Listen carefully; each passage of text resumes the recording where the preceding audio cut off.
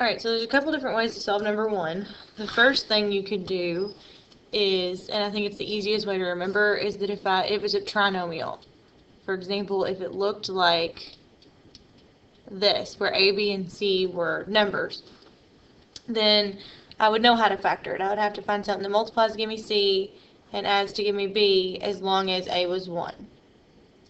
So that being said, you could change this to x squared plus 0x minus 25 without changing the actual function.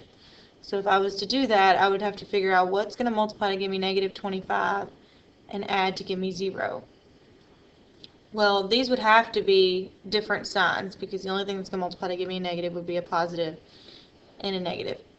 That being said, the only thing that could cancel each other out would be the exact same number. So the only thing that multiplies to give me 25 and adds to give me 0 would be a positive 5 and a negative 5. So my answer would have to be x plus 5, x minus 5. Okay. Another way you could think about it is that this is the difference of two perfect squares. So there's a rule that says that it's the square root of the first one, which is x, plus or minus the square root of the second one. Well, the square root of 25 is 5. So you get that. Either way, you get the same thing. Whichever way is easier for you to memorize is probably the one you should do. This one wants to know, what is the slope of the line 2x plus 3y equals 6? Well, you can't tell by looking at it, but if it looked like this, which means if you had y by itself, then you could look at this and say, okay, well, m stands for slope. So if I knew what m was, and I had it in this form, then I would know what the slope is just by looking at it. So what I could do is I could take this equation that I was given here, and I could solve for y, just to go ahead and put it in that slope-intercept form. So when I do that, I get 3y negative 2x plus 6. Y is still not by itself, so I would divide everything by 3. And now that it's in this form,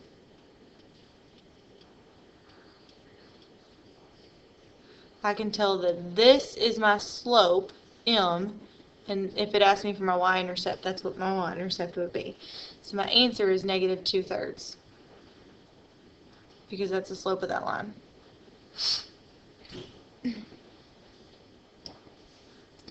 Alright, this one says, the graph of the equation negative 2x plus 1 will lie in which quadrants on the coordinate plane?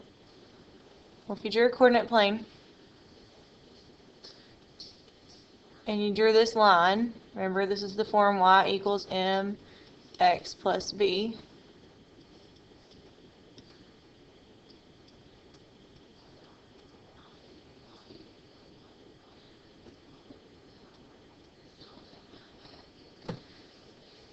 And if that's the case, then m is your slope. So m is negative 2, which is negative 2 over 1, and this is your rise over run, because that's what slope is. And this is your starting point. So you would start up 1, and then you would go down 2, right 1.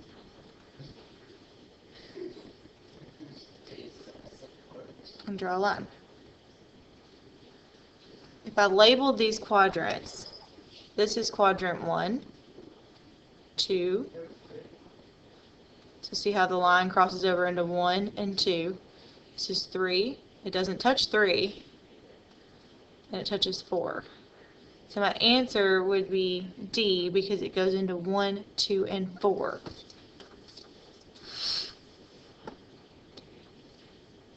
Alright, it says which of these is the product of that and that. So if I set those next to each other, product means multiply.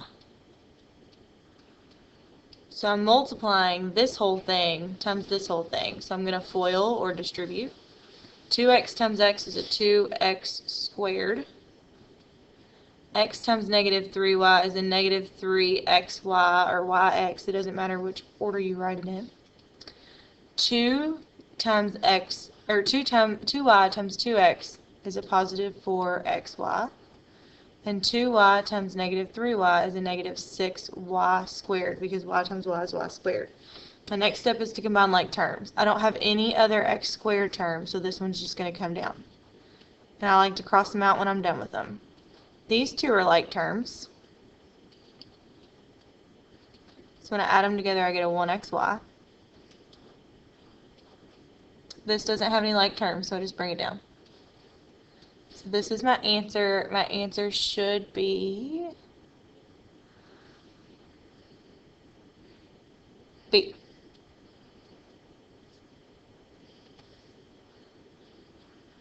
Next one. Which of the following sets is the solution set of this inequality? So it just wants you to solve this inequality.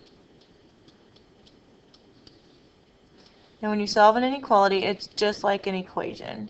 So I'm trying to get all the x's to the same side. So you can decide, you can either move 18x to the other side or you can move 3x to the other side. So if I wanted to move this, I would have to subtract it. And when I do that, on this side I get a 15x plus 7 just comes down. Bring down my negative 3. And my sign here stays the same because I didn't multiply or divide by a negative number. That's when you have to flip that around. So I'm not done. Still trying to get x by itself. So I need to undo plus 7. So I'm going to subtract 7.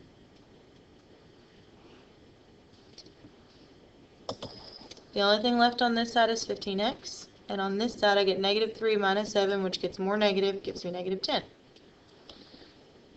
Still trying to get x by itself, so I got to take off the 15.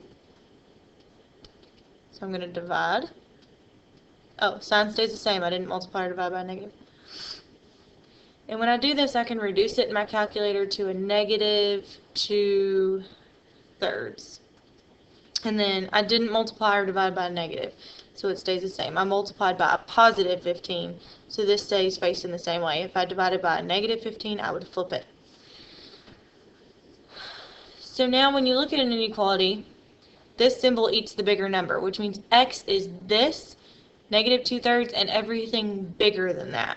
So the answer that I would choose is B, because it's from negative 2/3 to positive infinity, because it keeps getting bigger, and positive infinity is really, really big. The difference between that and D would be if x is smaller, because it would be going from negative infinity, which is really, really small stuff, all the way up to negative 2/3. Alright, it says the graph of the lines y equals 4 and 9x minus 2y equals 55 intersect at a point. What is the x-coordinate of that point? So what you need to do is, look, it tells you that one of the lines is y equals 4. So all you have to do is put 4 in for y. So if I put it into this other equation, 9x minus 2 times 4 equals 55, and then just solve for x. So I get 9x minus 8. Add 8 to both sides.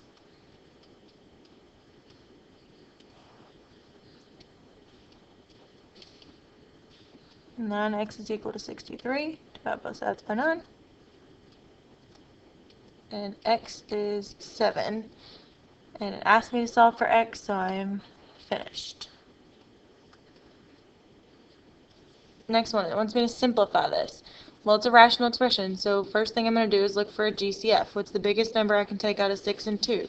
Well, that's a 2. What's the most amount of x's I can take out of both? Well, I can take out an x squared. So out of the top, the GCF is 2.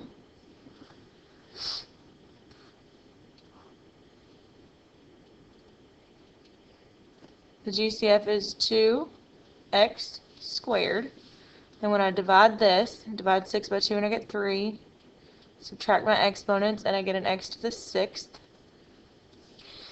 2 divided by 2 is 1. And then x squared divided by x squared, the x's go away. So that's the numerator. The denominator I didn't do anything to, so it stays the same. So now we're going to look for something that cancels. Well, they both have a 2x squared in them, so I can cancel that. And the only thing left over is 3x to the 6th minus 1. Okay. Alright, so this one says, what is the area of a triangle whose vertices are that? So I'm going to draw a picture.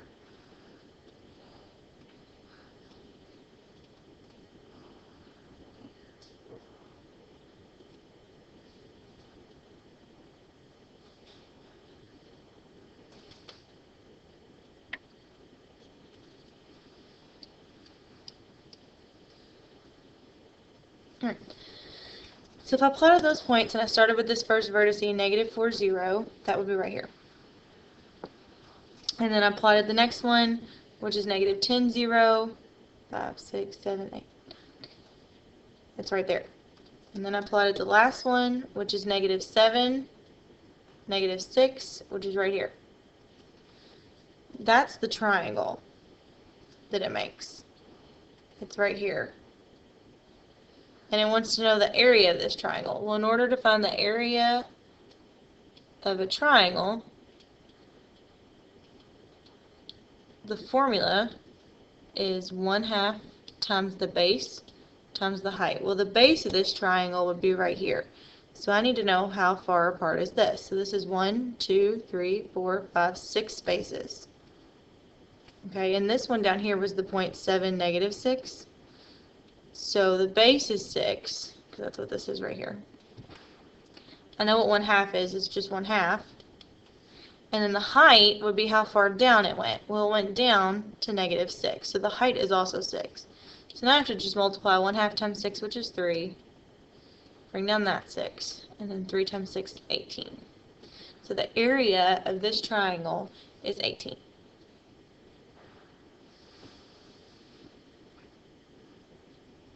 These are not the right answer choices for this question. Area is 18.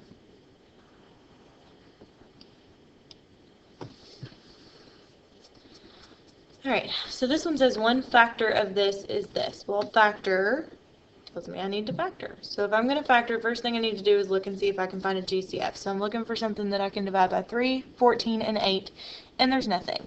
So since there's nothing, I can't do the x yet because there's something in front of x squared, so I've got to get rid of that. And in order to get rid of that, I'm going to slide and divide.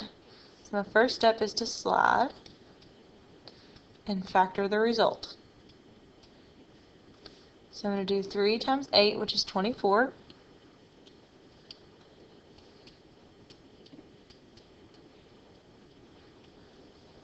And then I'm going to factor it.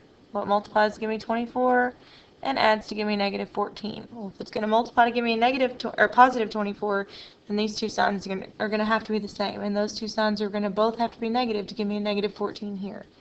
And this will be negative 12 and negative 2. So I should get x minus 12, x minus 2. The next step after slide is divide.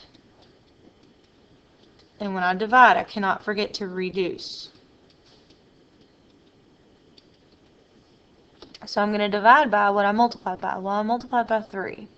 So I'm going to divide each of these by 3 and then reduce if I can. Well, I can reduce this to x minus 4. And I cannot reduce this. The last step is bottoms up.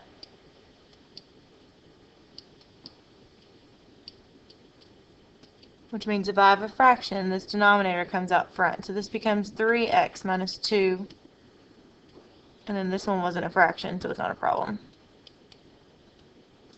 So I'm going to look for one of these two answers. I'm going to start with x minus 4, and it's not up there. So then I'm going to look for the other answer, 3x minus 2, and it is, my answer is E. Alright, so this one, it says a married couple and their 4 children buy tickets to a ball game. The tickets cost $25 a piece, but their children gets a 20% discount. How much in dollars is the family for tickets? So, let's just start with the married couple. That's 2 people, so 2 adult tickets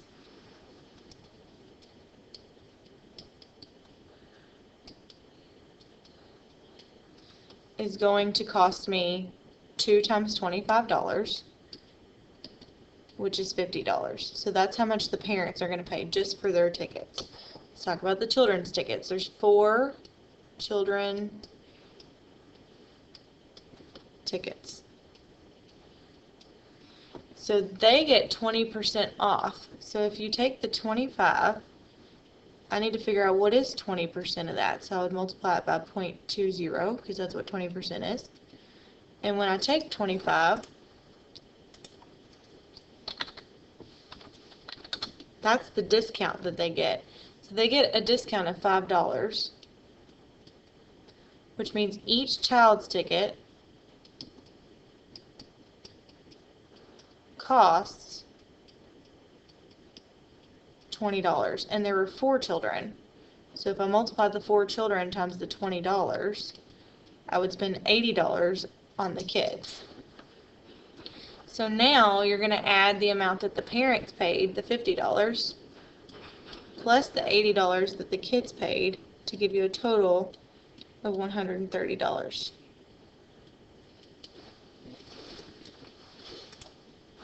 Let's see.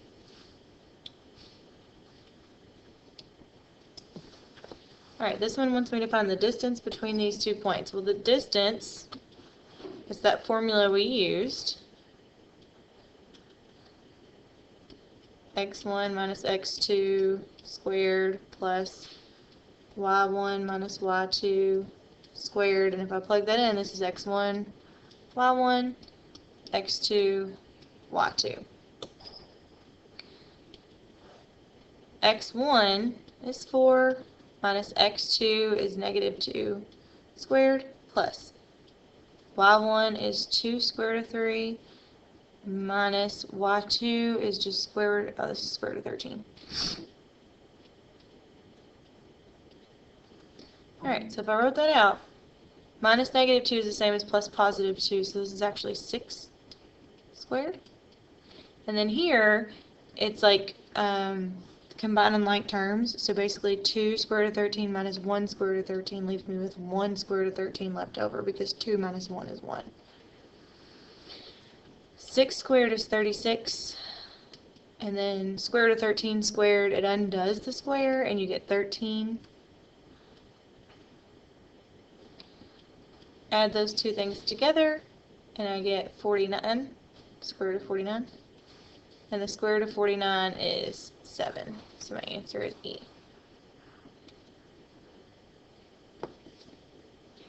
Alright, it crosses the x-axis. So if it's going to cross the x-axis, that would be this one, then that's going to be an x-intercept. So if it's going to cross somewhere on this line,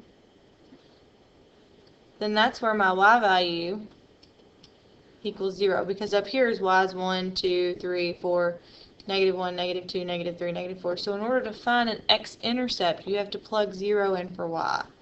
So if I did that, I would get 0 equals 3x plus 8. Solve for x. 0 minus 8 is negative 8. Divide both sides by 3.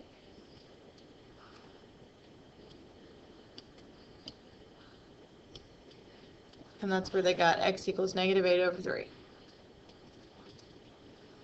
Alright, this one says to subtract these two things. And in order to subtract something, if it's a fraction, they have to have the same, like a common denominator. So this one has an x in it, which means my common denominator needs to have an x in it. And this one has a y in it, which means my common denominator needs to have a y in it. So the common denominator is going to be an xy. Well, this one's missing a y. So in order to add a y in there, I have to multiply it to the top and the bottom. So this becomes r times y over x times y. Then for this one, it's missing an x. So I need to multiply the top and the bottom by x. When I do that, I get 3sx, and x times y, or y times x, is the same thing as xy. Now that I have a common denominator, the denominator stays the same, and I can combine what's on top. Well, those aren't like terms, so I just get ry minus 3sx.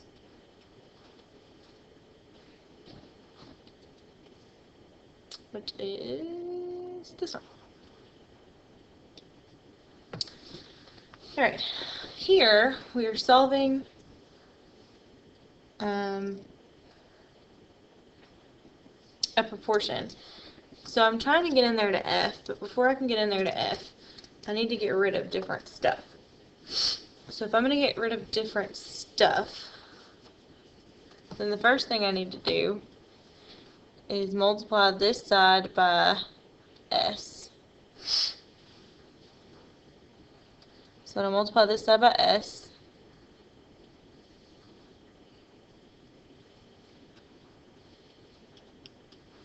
I get that. And then when I multiply this side by g, because I'm cross multiplying, I get this. So now I'm going to solve my equation and I can distribute. So I'm going to start by distributing and I get 5fs plus 8s equals 3rg minus g. And the question asked me to solve for f. So I'm trying to get in here to get this f by itself. So in order to do that, first thing I need to do is move this 8s to the other side. And when I move this 8s to the other side, none of these are like terms. So I'm just going to rewrite it. 3rg minus g minus 8s. And on this side, the only thing left over is a 5fs. Alright, so I need to get rid of the 5 and the s now, because those are what's in our way. Because I'm trying to get f by itself.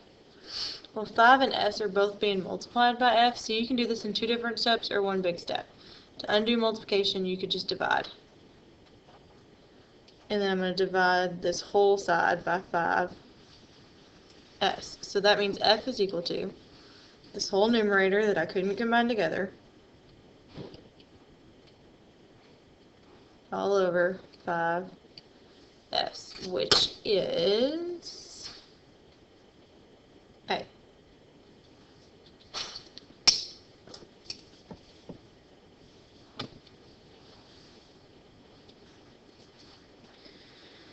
Alright, so this one says a pair of socks went from $5 to $6. What is the percent change? So the percent change is how much it went up between here and here. So I got to figure out, first of all, how much money is that? So if it went from $5 to $6, it went up $1. Okay, so then they want to know, well, what percentage of that, of the $5 is this? So I would figure out what is 1 out of $5. And that would give me 0.20 when I type it in my calculator, which is 20%. That's how much the socks went up in price.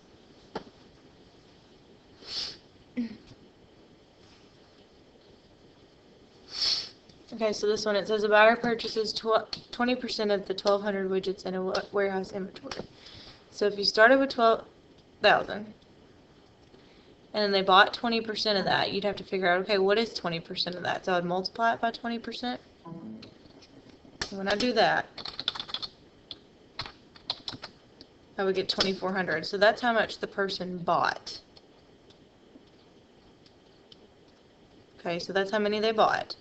If they bought that many of the 12,000, we got to figure out, well, how many's left over? Well, I would take the 12,000 minus how many they bought, and I've got 9,600 after the first day, because that's how many somebody bought, and when I took that away, that's what I got.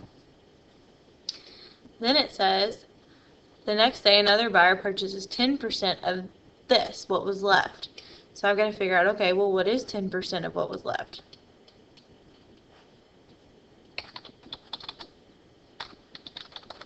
And I get 960.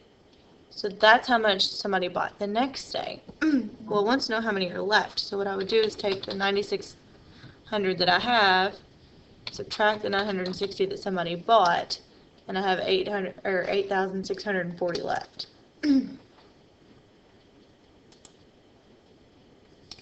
Alright, this one. It's a power to a power rule. So what you do is you multiply these exponents. So I would get an x to the 6th, a y to the 4, and this is like a z to the 1, and 1 times 2 is 2, so my answer should be B.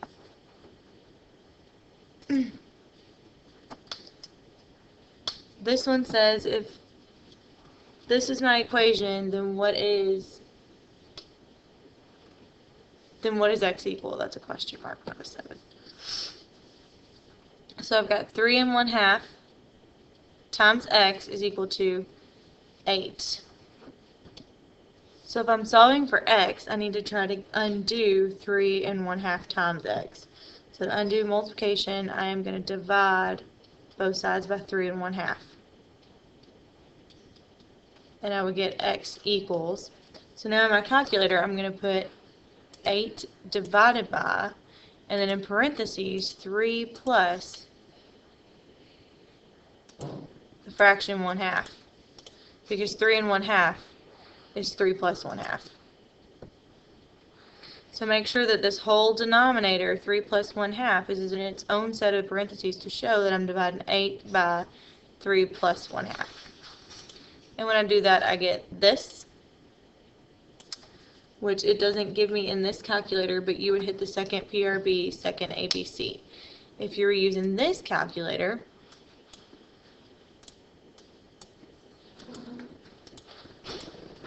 I would take 8 divided by, and see this alpha y equals, that gets me to this.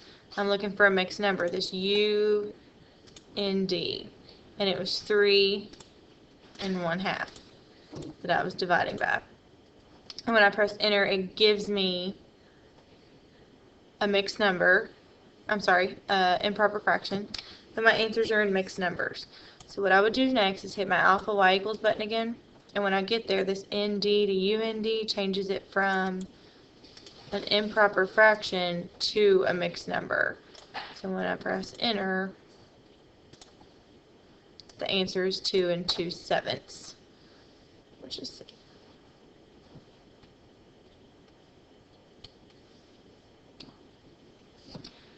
Alright, what is the equation of a line that contains these points? So what I would do is plug in for x and y and see which one works. Okay, so I'm going to start with this point, and I'm going to start with A. So A is y equals 5x plus 3. If it contains the point, then it'll work for that point, which means if I put 1 in for y,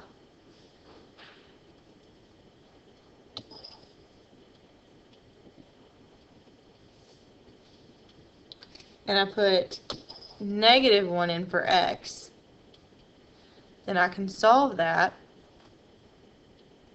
This is -5 plus 3.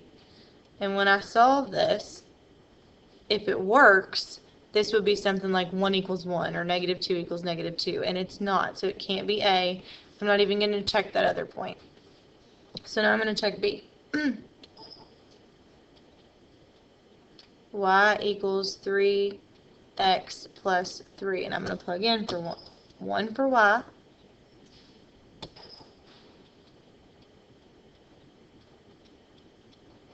And -1 in for x. And when I do that, I get 1 equals -3 plus 3. And -3 plus 3 is 0, so it doesn't work for this one. I don't even have to check the other point. Let's try C. Y equals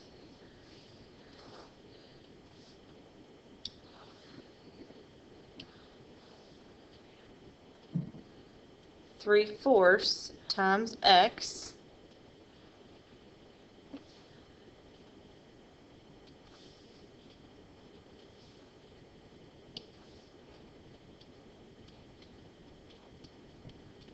plus 5. And when I do this, I can plug 1 in for y, -1 in for x, and when I do this, I get -3/4 plus 5, and when I add those two things together, I don't get 1, I get like 4 1/4. So it's not C. Let's try D.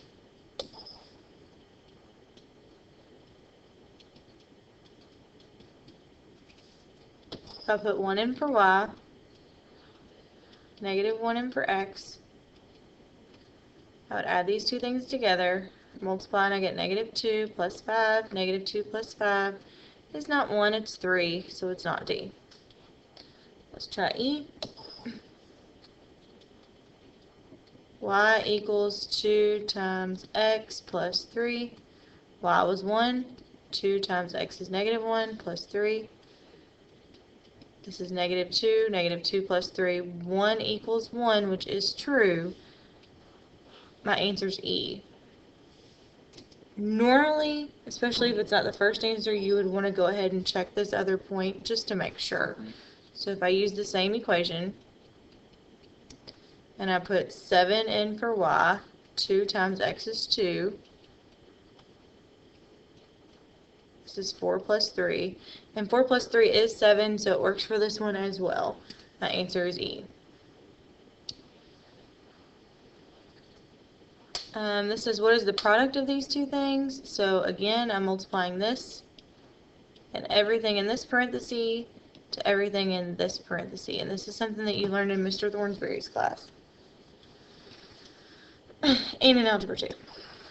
So if I'm going to multiply 4 times 1 square root of 2, 4 times 1 is 4, square root of 2 times square root of 2 is square root of 4. 4 times negative 3 is negative 12. 2 times 5 is 10. Negative 5 times 1 is a negative 5, and then 5 times 2 on the inside is 10. Negative 5 times negative 3 is a positive 15, and then 5 times 5 is 25. So now I'm going to break them down if I can. Well, I know that the square root of 4 is 4. So this one goes from 4, and the square root of 4, is 2. So instead of that, I'm going to put a 2. I can't reduce 10, so I'm going to leave it for now. Negative 12 square root of 10. Can't reduce 10, so I'm going to leave it for now. And I can reduce square root of 25 and make that 5 as well. Okay, well this is 8. And this is 75. So I'm going to bring everything else down.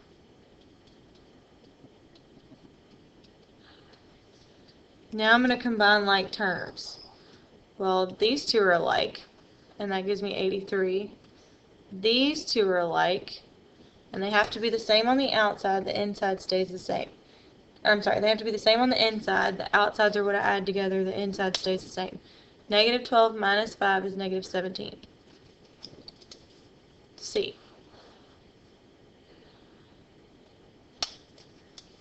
These are what we did last week. You want to see if you can factor the top part. So I want to see if I can multiply. What multiplies to give me negative 7 and adds to give me, what multiplies to give me 12 and adds to give me negative 7. If it's going to multiply to give me a positive number, then these two signs have to be the same. They both have to be negative because I got to add to get a negative 7 down here. Well, this would be negative 4 and negative 3. So the top part is x minus 4, x minus 3. The bottom part is just like the very first question we did. I can put a 0x in here in the middle. So now I'm going to multiply to get negative 9 and add to get 0. And if I'm multiplying to get a negative number on top, these two signs have to be different. Also, to get a 0 here, the number would have to be the same because a positive and a negative is the exact same number is what cancels each other out. It's supposed to be 3 and negative 3. So this is x plus 3, x minus 3. These two cancel, and my final answer is just x minus 4 over x plus 3.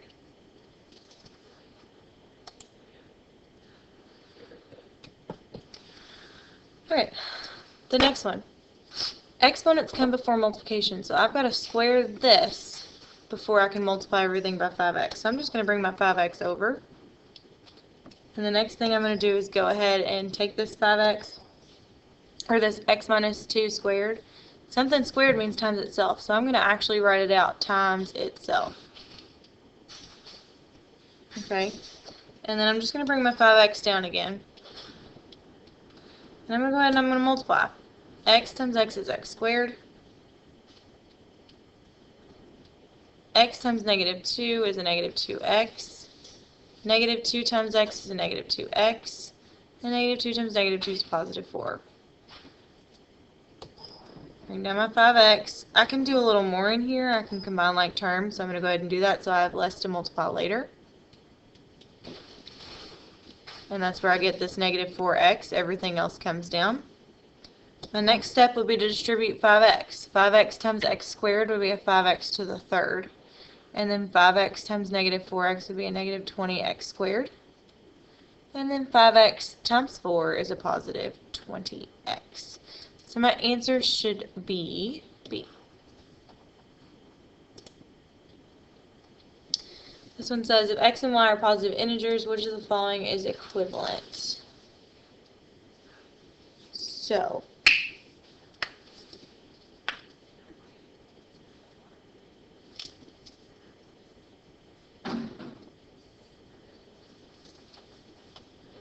let's delete this question. This is not one that you're going to come across. Alright, for this one they want me to take out a GCF, so I'm looking for the biggest number that I can divide by 40 and 24, and the biggest number that I can do that would be 8. So I can take an 8 out of both of those numbers.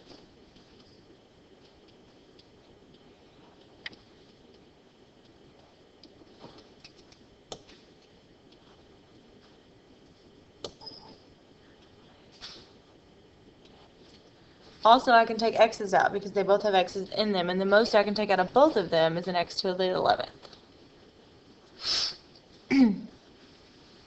The most y's I can take out of both of these is 17. So when you do that, the GCF comes out front, and you could actually go ahead and stop because that's the only answer where I took that GCF out. But just in case you want to check your answer, 40 divided by 8 is 5. X to the 11th over x to the 11th cancels, and then I subtract these exponents and get a y squared, which is where they got this from. Plus 24 divided by 8 is 3. Subtract your exponents and I get an x to the 1, and you don't have to put the 1. And then the y to the 17's cancel, and my answer is A. Alright, this one was not multiple choice because we couldn't find one, but somebody was asking about ratios, so we're going to go over the ratios. So a school wants to keep a student-to-teacher ratio of 55 to 2. So when you set up that ratio, you would do students to teachers. Okay, and we're going to set that equal to 825 kids. Well, 825 kids would be students, so that's why it's the top number, is so that it stays students to teachers. How many teachers should the school have? So that's what I'm asking. So since I don't know, I'm going to call this X, and that needs to go on the bottom because teachers went on the bottom. Now when you solve a proportion, all you have to do is cross multiply. So I'm going to do 55 times X, which is 55X. Set it equal to the other side, 825 times 2. I'm going to take 825 times 2 and get 1,650.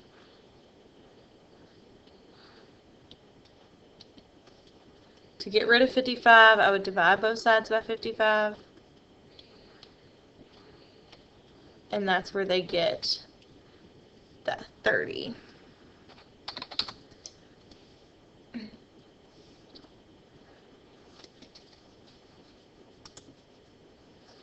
Alright, this one. Order of operations tells me to do exponents first. So when I do this, I'm taking negative 6 to the second power, which is negative 6 times negative 6, which is a positive 36. And then you multiply these exponents, and I get an x to the 14. This x to the 7th, I haven't done anything yet, so I'm just going to bring it over. Now, this is like a 1x to the 7th, so I'm going to divide my coefficients and get 36, because 36 divided by 1 is 36. And I'm going to subtract my exponents and get an x to the 7th. So my answer is B. We've already done this one. Alright, so I'm trying to get f by itself, but before I can get in here to that f,